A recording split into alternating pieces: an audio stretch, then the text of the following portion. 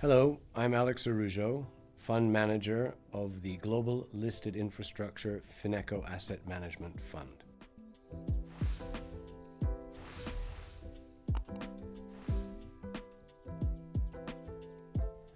Today, I'm going to talk about developments in the asset class and the opportunities that we have ahead of us in listed infrastructure.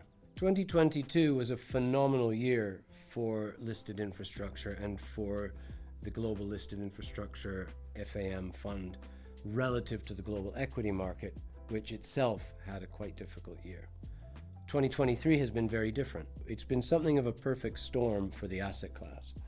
And although our strategy is quite differentiated from others, which has helped in this period, it's been a difficult period with the asset class significantly underperforming the global equity market, where investors are focused on other things. Specifically, the utilities sector, which is a significant share of any listed infrastructure strategy and the asset class as a whole, has had its worst relative year versus the global equity market for a very, very long time. Additionally, the real estate investment trust sector, where companies often structure themselves in listed infrastructure, has also underperformed significantly.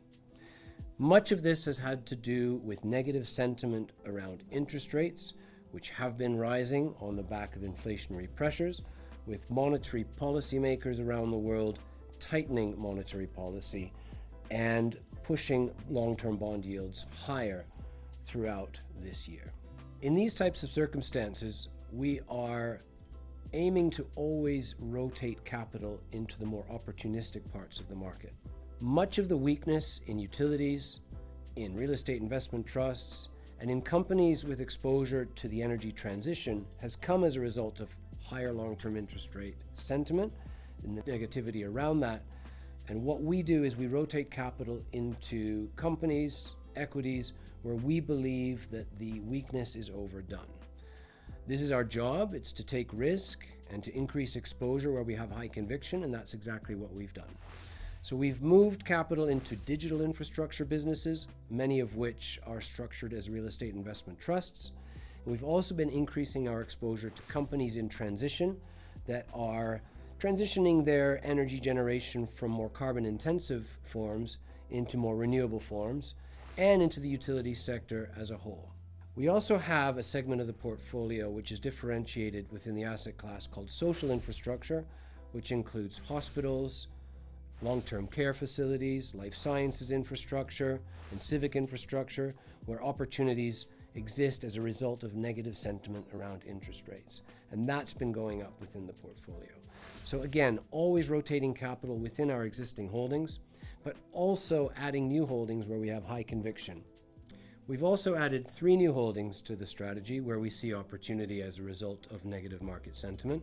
One is a Japanese port operator called Kamigumi. Another is Getlink, which is the parent company of the Eurotunnel, Euroshuttle, and Eurolink, which is electricity interconnectors between France and the UK. And finally, a North American pipeline infrastructure business called Enbridge, all of which were showing attractive valuation opportunities, so we took advantage of those. The long-term opportunities in listed infrastructure exist the same way they did a year ago, 2 years ago, 5 years ago.